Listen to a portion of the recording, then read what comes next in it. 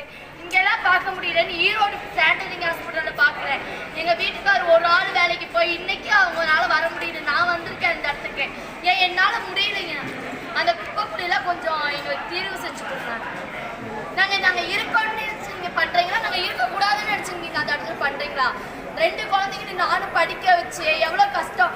அந்த பிள்ளைங்க சாப்பாடு சாப்பிட்றப்ப ஈ கொசு எல்லாம் வருது. நானும் 2 வாரத்துல 2 குட் நைட் போட்டேன். ஒரு ஆள் வேலைக்கு போய் நாங்க எத்தனை பார்ப்போம். அதெல்லாம் நீங்களும் மக்கள் தான் நீங்களும் நினைச்சு பாருங்களேன். இந்த போலீஸ்காரங்க கூட அவங்க தடுக்கிறாங்க.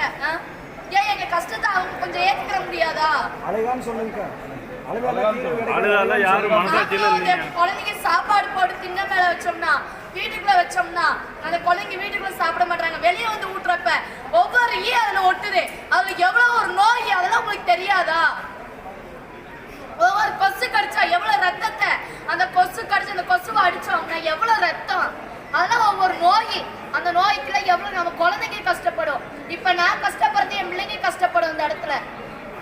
அதே மாதிரி எத்தனை குழந்தைங்க இருக்காங்க, மாசமா இருக்கவங்க இருக்காங்க, கை குழந்தைய வச்சுட்டு இருக்காங்க. அதெல்லாம் நினைச்சு பாருங்களேன் எல்லாரும்.